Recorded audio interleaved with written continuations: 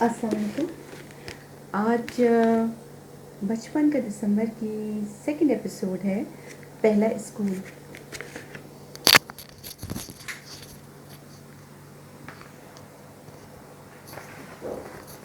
Recording پہ لگاتے.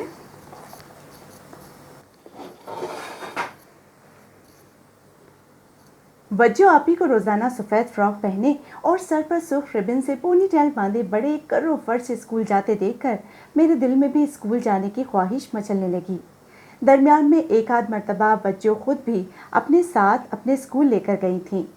اس روز ان کے اسکول میں مینا بازار لگا ہوا تھا اور سچ پوچھیے تو مجھے ان کا رنگ برنگی جھنڈیوں سے سجا ہوا اسکول بے حد پسند بھی آیا تھا. سفید لباس میں ملبوس بہت سی گوری میم جیسی عورتیں سارے بچوں کو تحفے تحائف دے رہی تھیں، جن میں چاکلیٹ اور خشک دودھ کے بسکٹ بھی شامل تھے.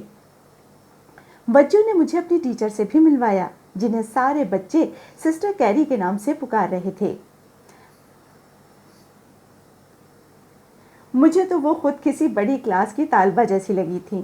پیاری سی سسٹر کیری نے مجھے بہت ساری کھانے کی چیزیں دیں اور میرے گال بھی خوب کھینچے.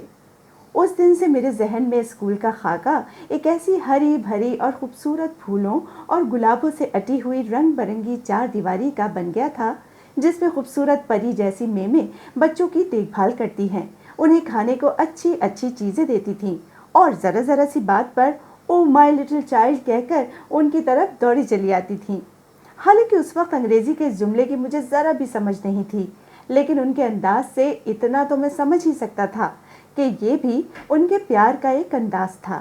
جیسے وجو آپی کبھی کبھی میری چھوٹی سی ناک کو اپنی انگلی سے زور سے دبا کر کہتی، چلو آدی بلی بن کر دکھاؤ، اور میں جلدی سے آنکھیں زور سے میچ کر بلی بن جایا کرتا تھا اور وجو آپی زور سے ہنس پڑتی تھی. اسی لیے میں نے بھی ابا کا لایا ہوا اردو کا قاعدہ جلدی امارہ کی مدد سے پڑھ کر ختم کر دیا. اور پھر آخر وہ دن بھی آ ہی گیا جب مجھے پہلی جماعت میں داخل کروانے کے لیے تمام تیاریاں مکمل کر لی گئیں.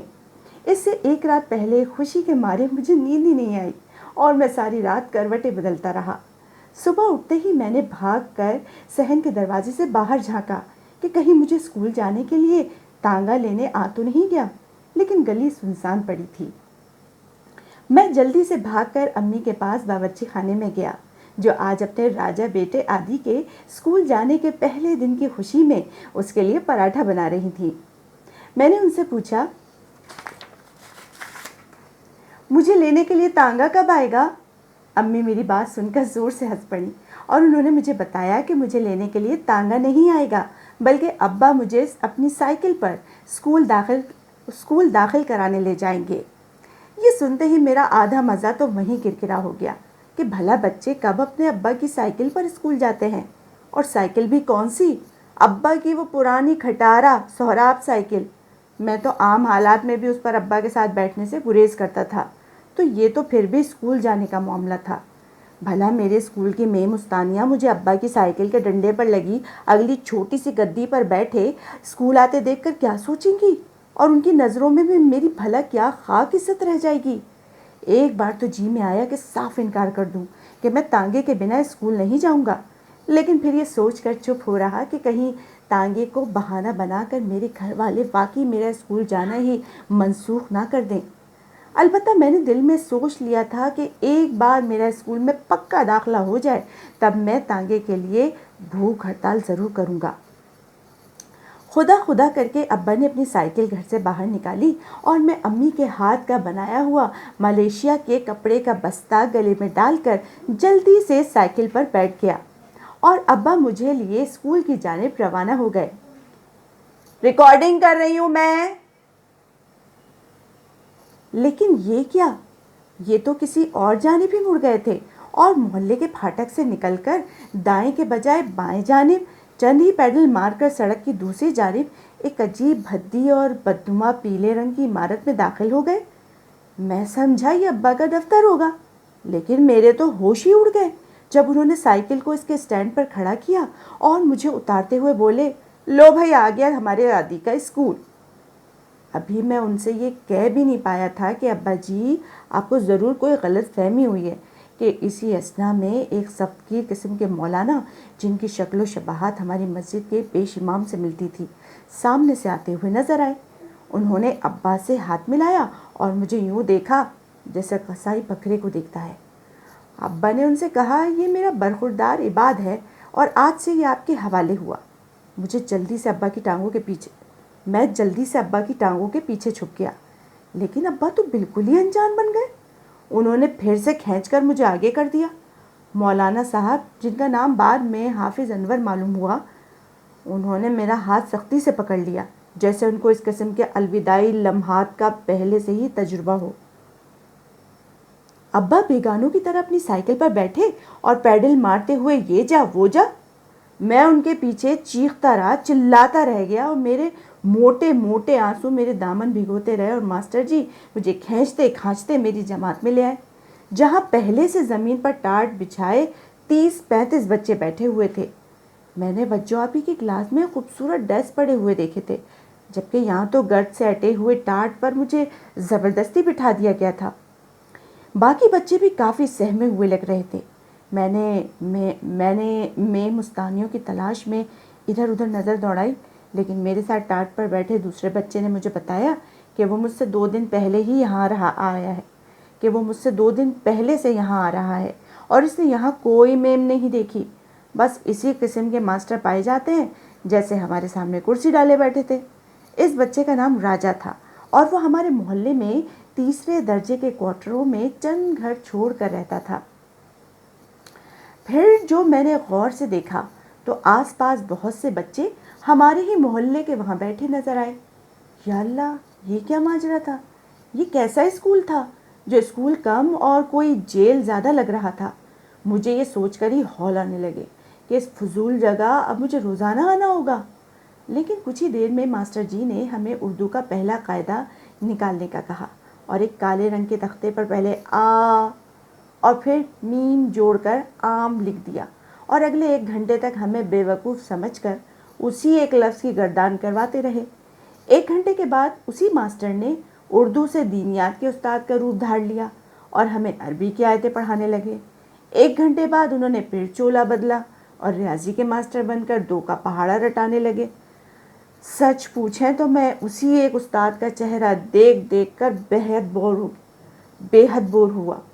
بعد میں پتہ چلا کہ اس طرح کے سرکاری اردو میڈیم اسکولوں میں ہر جماعت کا بس ایک ہی ماسٹر ہوتا ہے، جو بیک وقت اردو دان، ریاضی دان، دینیات، معاشرتی علوم، سائنس اور املا سمیت تمام مضامین کا ماہر ہوتا تھا، اور اگلا پورا 1 سال یہی صاحب ہمیں یہ سارے مضامین پڑھائیں گے۔ لا حول ولا قوت۔ بھلا یہ بھی کوئی طریقہ ہوا؟ وہاں بجو آپی کی جماعت میں تو میں نے خود دیکھا کہ ہر آدھے گھنٹے کے بعد استانی بدل جاتی تھی۔ چلو یہ بھی شکر ہے کہ پہلی جماعت میں صرف اردو قاعدہ اور دینیات کا سبق ہوتا تھا، یا پھر ریاضی کے چند پہاڑے رٹا دیے جاتے تھے، ورنہ ایک ہی صورت سے اتنے مضامین پڑھنا کم از کم میرے بس کی بات نہیں تھی۔ کچھ ہی دیر بعد ہمیں تختی نکالنے کا حکم دیا گیا اور ایک جانب قاعدے سے الف بے دیکھ دیکھ کر اور دوسری جانب 1 سے لے کر 10 تک گنتی لکھنے کا حکم دیا گیا۔ آس پاس کے تمام بچے جاہلوں کی طرح اپنی دوات نکال کر اس میں قلم ڈبو کر لکھنے سے زیادہ ارد گرد چھینٹے اڑانے لگے۔ میرے اجلے کپڑوں پر بھی چھینٹے گرے اور مجھے بہت غصہ آیا، کیونکہ امی نے آج صبح ہی پورا 1 گھنٹہ لگا کر میرے یونیفارم کو اپنی جہیز والی کوئلوں کی بڑی استری سے رگڑ رگڑ کر اس کی شکنیں دور کی تھی۔ کچھ ہی دیر میں نے لوہے کی جالی دار کھڑکی سے باہر دیکھا تو ایک بوڑھے سے شخص کو ایک ہاتھ میں لوہے کی ایک بڑی سی راڈ اٹھائے برآمدے میں لگی پیتل کی اس بڑی سی پلیٹ کی جانب جاتے دیکھا، جو ایک تار سے ٹنگی ہوئی تھی۔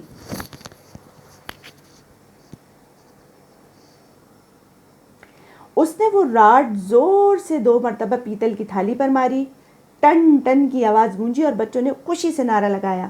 میں سمجھا چھٹی ہو گئی اور جلدی سے اپنا بستہ اٹھا کر کھڑا ہو گیا، لیکن ماسٹر جی نے مجھے گھورتے ہوئے ہاتھ میں پکڑے ڈنڈے کے اشارے سے بستہ دوبارہ نیچے رکھنے کا اشارہ دیا۔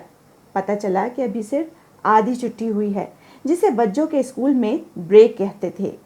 میں انتظار کرنے لگا کہ ابھی شاید کچھ ہی دیر میں یہاں بھی بچوں کے اسکول کی طرح کوئی میم نہ سہی کوئی ماسٹر ہی آ کر ہمیں کھانے کے پیکٹ دے کر جائے گا، جس میں بسکٹ، چاکلیٹ اور جیم لگی ہوئی ڈبل روٹی ہوگی۔ لیکن یہ کیا؟ یہاں تو ایسا کوئی رواج ہی نہیں تھا۔ وہی شخص جس نے آدھی چھٹی کے اعلان کے لیے گھنٹی بجائی تھی، کچھ ہی دیر میں مختلف خوانچے سجائے برآمدے میں آ کر بیٹھ گیا، اور بچے اپنی اپنی جیبوں سے سکے نکال کر اس سے بھنے ہوئے چنے، مرمرے، بتاشے اور جانے کیا الا بلا لے کر کھانے لگے۔ اتنے میں اسکول کے گیٹ سے ایک اور بابا ٹھیلا دھکیلتے ہوئے برآمد ہوا اور زور زور سے آواز لگانے لگا، آلو چھولے، املی والے چھولے، چاول چھولے۔ کچھ ندیدے قسم کے بچے اس کی آواز سن کر یوں اس کی جانب دوڑ پڑے جیسے زندگی میں کبھی چاول چھولے کھانے کو ملے ہی نہ ہوں۔ کچھ بچے جو صبح سے رو رہے تھے اور جن کے ماں باپ نے انہیں اسکول جانے کی فیس کے طور پر چند بڑے سکے دیے تھے، وہ اپنے ساتھ اپنے دوستوں کو بھی بیر، فالسے، گڑ کے شیرے میں خشک کیے گئے چاول کے لڈو اور گڑ کی بنی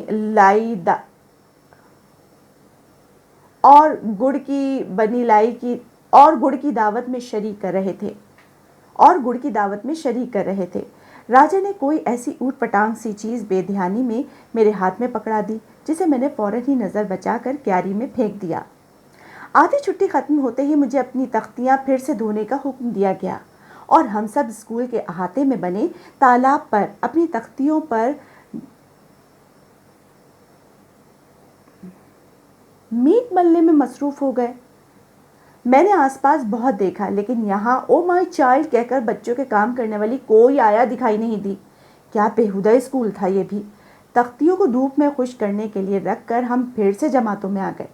ماسٹر جی نے ہمیں صبح کے سبق کی دہرائی کا حکم دے دیا اور خود اپنی کرسی پر بیٹھ کر اونگنے لگ گئے۔ ان کی دیکھا دیکھی کچھ ہی دیر میں کلاس کا ہر بچہ انہی کی طرح لمبی لمبی جمائیاں اور انگڑائیاں لینے لگا۔ جماعت کی آخری رو میں بیٹھے چند بچوں میں سے ایک آدھ تو اپنی نیند کی جھونک میں زور سے سامنے زمین پر سجدے میں گر پڑے، اور پھر جلدی سے اٹھ کر طوطے کی طرح اپنا سبق دوبارہ رٹنے لگے۔ آخرکار پوری چھٹی کا گجر بج بھی گیا اور سب بچے شور مچاتے ہوئے ایک ریوڑ کی مانند تیزی سے اپنی اپنی کلاسوں سے نکل کر باہر کے گیٹ کی جانب بھاگے۔ گرد کا ایسا طوفان اٹھا کہ پہچاننا مشکل ہو گیا کہ ہم میں سے کون محمود ہے اور کون ایاز۔ میں نے سب بچوں کے نکل جانے کا انتظار کیا اور پھر اپنا بستہ گلے میں ڈالے اور اپنی تختی تھام کر گھر کی راہ لی۔ ابا نے آتے ہوئے مجھے راستہ سمجھا دیا تھا اور ہمارا محلہ 2 سڑک پار ہی تو واقع تھا، لیکن راستے میں پڑتی شہر کی بڑی سڑک پار کرنا میرے لیے ہمیشہ اور پہلے ہی دن ہی کی طرح مشکل اور جان جوخم میں ڈالنے والا کٹھن مرحلہ رہا۔ آخرکار میں نے اس خطرناک رش والی سڑک کو پار کرنے کا ایک طریقہ ڈھونڈ ہی لیا۔ میں اپنی آنکھیں بند کر کے دل ہی دل میں 1 2 3 کہہ کر ادھر ادھر دیکھے بغیر دوڑ کر بند آنکھوں سے ہی سڑک پار کر جاتا، اور سڑک پر دوڑتی بڑی بڑی خوفناک گاڑیوں کے خطرات سے بچنے کا یہ تیر بہدف نسخہ کبھی ناکام نہیں ہوا۔ بعد میں بھی زندگی میں کئی مرتبہ جب مجھے کسی ایسے خوف اور انجان خطرے کا سامنا کرنا پڑا، تب بھی میں نے یہی فارمولہ آزمایا، اور ہر مرتبہ میں اپنے خوف اور ڈر کی وہ خطرناک سڑک کامیابی سے پار کرتا گیا۔ البتہ جب کبھی میں نے اس خوف سے چونک کر آنکھیں کھولنے کی غلطی کی اور ڈر کر رکا یا پلٹا، تو وہیں ٹھوکر کھائی اور گر پڑا۔